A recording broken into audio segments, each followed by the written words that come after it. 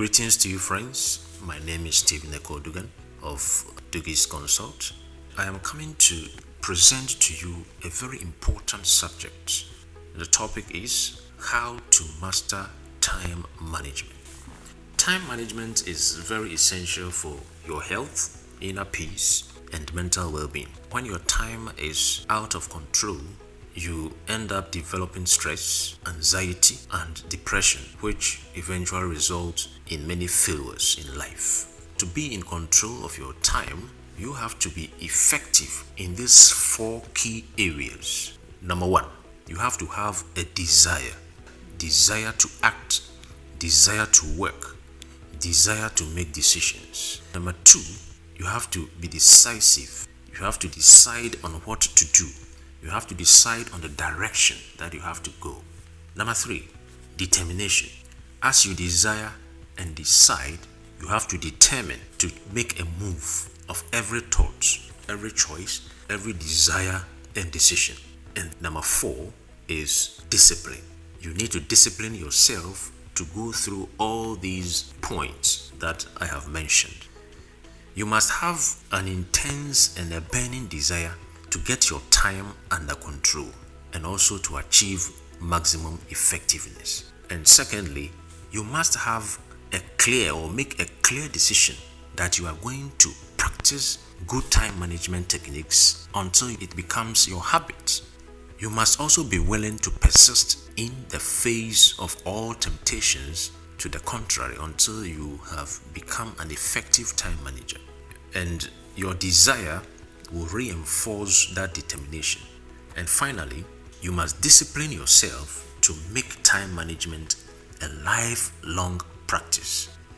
Effective discipline is your willingness to force yourself to pay the price and to do what you know you should do, when you should do it, and whether you feel like doing it or not. And these points are critical for your success. Someone may ask, what is time? Time, according to the Cambridge Dictionary, is the part of existence that is measured in minutes, days, years, etc., or this process considered as a whole. Time has to be managed. So I need to expatiate what management is. Management is the control and organization of something or an activity. This is also according to the Cambridge Dictionary. There are 4 key functions of management, and these 4 key functions are: number 1, planning; number 2, organizing; number 3, leading; and number 4, controlling. Time management is the process of organizing, planning, how to divide your time between different activities. So I have defined time, and I have also defined management, and I have put the two together as time management, and that is the process of organizing and planning how to divide your time between different activities. Now we are looking at how to manage time. So having the sense of organizing and planning your activities helps you to manage your time. Now you have to ask yourself the following questions. Why are some people successful and others not? Why do some people have well-paid jobs than others? Why does it seem that some people have better lifestyle than others? Is it by luck or is it by accident? You may ask yourself all these questions, but there are answers to them. And the answers are that all these people have something in common. And one of the things that they have in common is how they manage their time. Now let me mention to you some facts about time. Time is available to each and every individual. As human beings who are born, the moment we come onto the earth, we have time available to us. So everyone has that opportunity of time. Each and every individual experiences 24 hours in a day. None of us has more and none has less. And one common thing about successful people is that they know how to manage their time. And being conscious of managing your time is being conscious of managing your life. If you are able to manage your time effectively, it eventually turns out to managing your life effectively.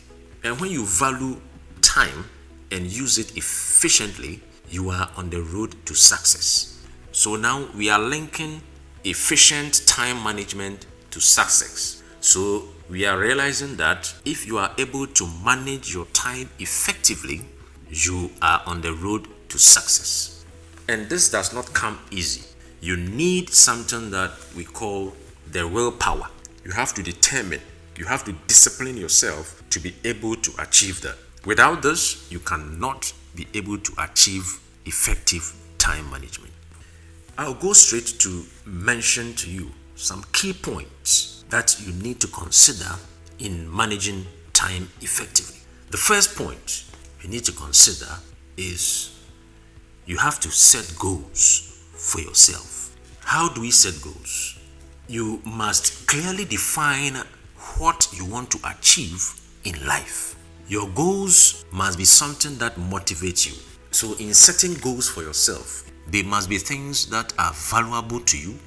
They must be things that you can be able to achieve them, because motivation is the key to achieving goals. If you set goals that does not motivate you, it delays you in achieving such goals. So you must set goals that relate to your high priorities in life. Another thing that you need to take note is that the goals that you set for yourself must be smart.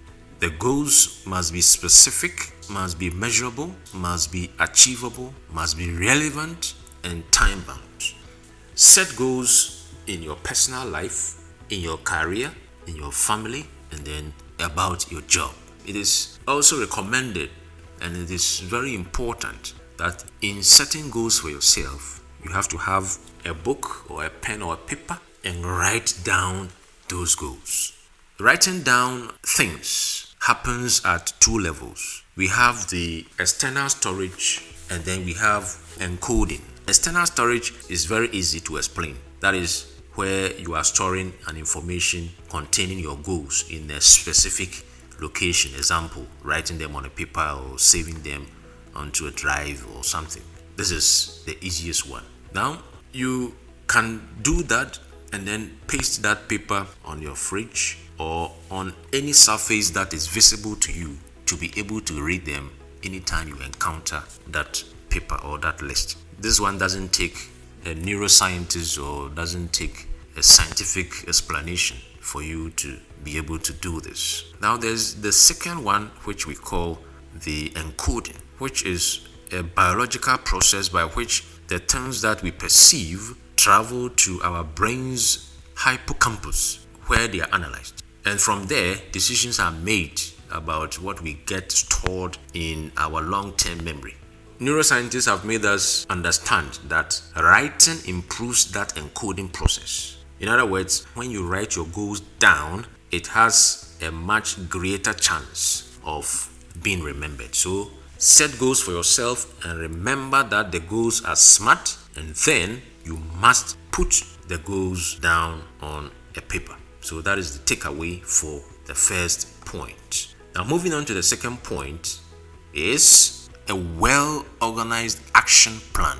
After setting the goals, there should be a step-by-step plan to achieve the goals that you have set for yourself. As you set that step-by-step plan, you must prioritize them, the most important at the top and the least important at the bottom.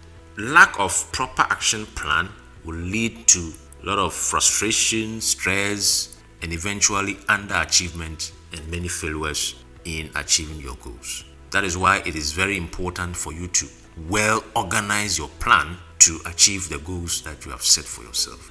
Having an organized action plan is independent of the qualification that you have. Anybody at all can be able to organize a plan for himself to achieve the goals that he has set for himself. If you are unable to set goals for yourself, you are possibly going to be working for someone who has been able to set one for himself, helping that person to achieve his goals whilst you may be sitting idle. So this is very, very important. Now the third point is listing of daily activities. It is recommended that you must set activities for yourself on a daily basis. Studies have shown that your productivity increases by 25% when you are working according to a specific list. So you get up in the morning, you already have a list of action that you want to take within that day,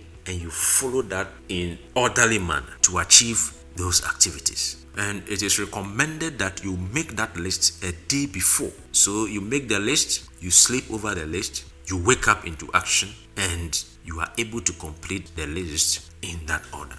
Studies have shown that as you write your list and sleep over it, you wake up with a more reflection and insight into action, and this will save you a lot of time and decision stress. Most of the time, if you don't have a list, you go to your workplace, you start your daily activities, and you see that things are mixed up. You finish one activity, you don't know the next one to move on to, and these stresses you up and may end up not achieving your goals. As you check on your list, the list that you've set for yourself within the day, and you progress on, you build certain confidence, it gives you happiness, and it drives you on to accomplish all the lists that you have for the day. So it is very important that you make a daily activity list to check your day. The fourth point is that you must set priorities. Setting priorities is difficult for a lot of people in this time and age. Pareto 80-20 rule can be your guide, which says that you are likely to get 80% value from 20% of your list or your activities. So as you set a list for yourself, Pareto 80-20 rule says that 20% of that list that you have made is going to yield 80% value. Identify that 20% and achieve them first before you continue with the rest of the 80%. That is what successful people do. Successful people spend much time on the 20% of activities that will give them 80% value, and then delegate the 80% to other people. Identify the valuable use of your time, and that will help you to set priorities. You should consider the impact of the priority on your future. So if you want to determine the priority of an activity on your list, ask yourself, how is this activity going to impact my future? To be busy is to be engaged in your priorities. Anytime you say, I am busy, ask yourself, what am I busy about? And the thing that you are busy about is something that should have an impact on your future. I move on to the fifth point, which says you should develop a sense of having maximum concentration. Concentrate single-mindedly on one task at a time and complete it. A completed prioritized task will boost your self-esteem, and it will carry you onto the next task. It becomes very stressful when you are working on irrelevant tasks, and this will deny you of the edge to continue with the most important task. To prioritize the things that are priority to you, you must ask yourself, what do I have to do? What should I do? What is nice to be done? What can I delegate, or what can I eliminate? Now, the next point is that you must set deadlines. Studies have shown that we do 80% of the things we do because of the consequences there be, whilst 15% of the things we do are done just by being told. So our actions have consequences, and the consequence is what drives us to complete those actions. You must set positive consequences for every activity that you do with deadlines. So as you set deadlines, attach a reward at the end of that deadline. That will drive you to achieve that set objective, to claim the reward. Setting deadlines keeps activities on target and focused to avoid the activity being dragged on. So it is imperative that you set deadlines on all activities. Deadlines helps you to experience small wins along the way. You may have a long-term goal which may be achieved in 10 years, but if you set deadlines on a yearly basis, you are able to claim rewards after a year, and that will drive you on to complete the next task in the second, third, fourth, fifth till the 10th year, where you have a mega achievement or the completed percentage of your task. So that is the 6th point. The 7th point is you must delegate. I have said that successful people spend 80% of their time on 20% of activities on their list. That will yield 80% value, and then delegate the rest. Learn to delegate. And as you delegate, choose the right person to do the task for you. You must also guide the task by stating clearly the delegated task and its deliverables. Also, identify the risk associated with the delegated task and set mitigations for them. That will save you a lot of time. And you must set deadlines for delegated tasks. Don't delegate tasks and leave them open. There must be review periods within the set dates of the delegated task. Most of the time, people waste time on non-important activities which may take away a lot of their time. Meanwhile, they could have used that time to do a high important thing that may fetch them enough money to pay for that activity if they were delegated. Moving on to the 8th point, you must have effective meetings. Every meeting should have a purpose, and the purpose must be clearly stated before the commencement of the meeting. Don't attend a meeting without knowing the purpose of that meeting. You should treat every meeting as an investment because you spend time to attend that meeting. Count that time as an investment, and that is what will make you attach an importance to that meeting.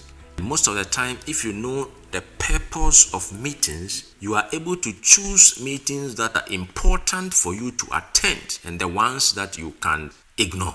You don't have to attend every meeting. There are certain meetings that you can excuse yourself from to do things that are of high priority to you. Also note that every meeting that you attend must run on an agenda. I've already mentioned that the 80-20 rule says that you must spend your precious time on the 20% of activities that will yield 80% value in your life. So this is very, very important. Every meeting that you attend or every meeting that you organize must start on time, and you must never wait for latecomers.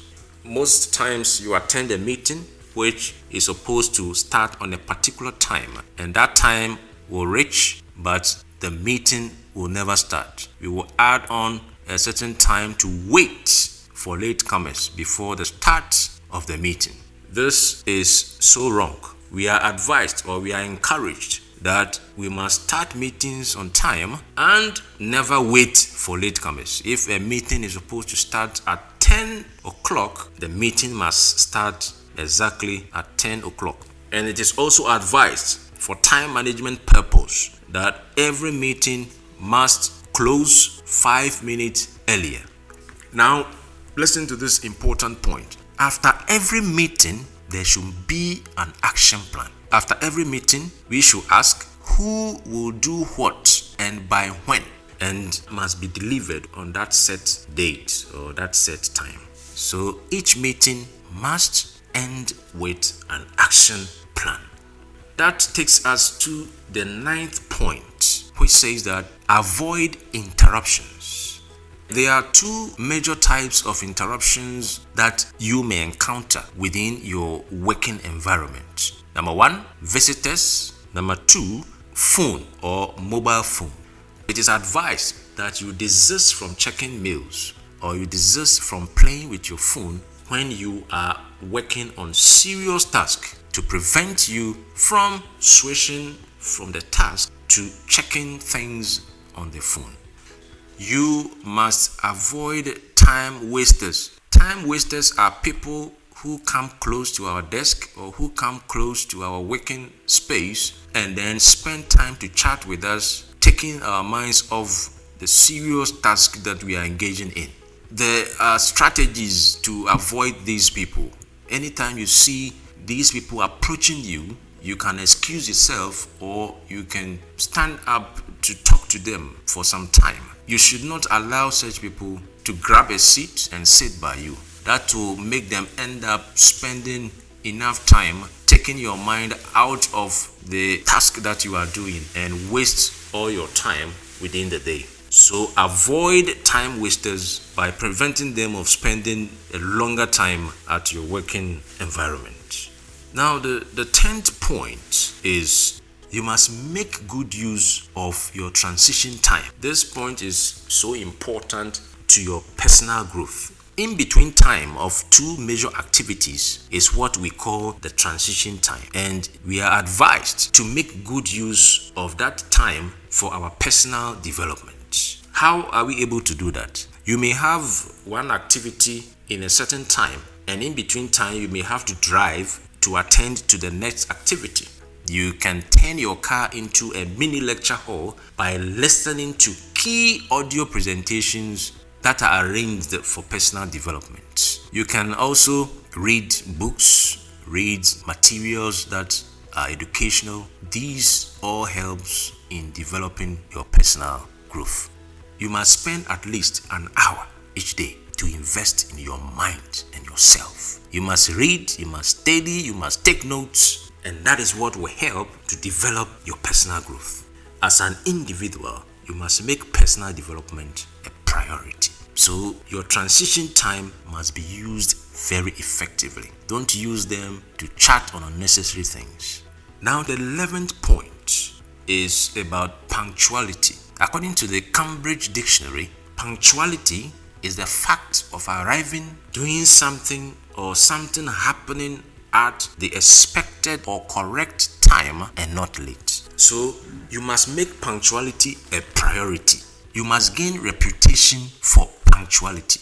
Punctuality can be achieved with preparedness. When you prepare in advance, you are able to attain punctuality. So allow yourself enough time to cater for all eventualities that may happen within your time of transition. Don't fall for non-specific times, like what we say 9:30, 10 syndrome. Don't fall for that. If you are supposed to be at the program at 9, you must be there exactly 9 or earlier. You must avoid distractions within your time of travel. Most of the time, as we drive to programs or drive to attend to a meeting, we are obstructed with so many activities. You must not fall for them.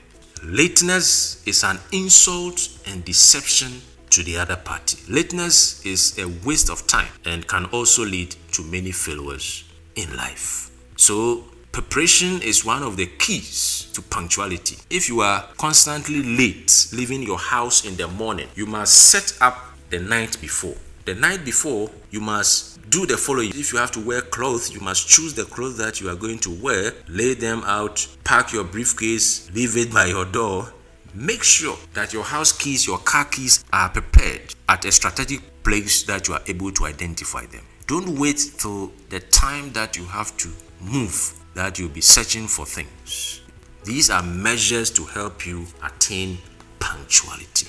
Now to the 12th point, you must avoid procrastination. It is being said that procrastination is the thief of time. You must try as much as you can to avoid rescheduling of activities. If you set a date and a time for yourself, strive to achieve them. Avoid rescheduling set dates and set times. Stay on course on your agenda and the list of your activities. Attach sense of urgency to all activities that you set for yourself, and that will help you to avoid procrastination. Now to the 13th point, which is considered as the master point for time management, is learning to say no. Most people do not value their time, and hence they don't value yours either. And one thing that you must learn to do is to avoid instant answers. You may set a time for yourself, or you may set activities for yourself within the day, and there may be other requests that seek to cut across the activities that you have set for yourself. When you have such requests, at that instant, try to avoid answering instantly. You must learn to listen carefully and ask more questions. And by listening and asking questions, you are able to give an effective answer to many requests. But you are requested to say no when you have a list of activities that you are following. You must avoid time wasters, and you must stand firm on your decision when you say no. Where possible, you can give explanation to why you are saying no. In time management, no is the powerful of all the words. So learn to say no where appropriate. You must have a balanced life. A balanced life is a form of time management. If you're able to manage your time effectively, you put your health in shape and you have a quality of relationship. Time is an investment, so invest in time. Life is all about managing your time so that you can do the things that are most important to you. As I said, whenever you say you are busy, you should ask yourself, what am I busy for? Is there something that has impact on my future or not? So that brings us to the end of the presentation on time management. Keep following Dougan's Consults, and we will be having a lot of presentations that deals with business and lifestyle.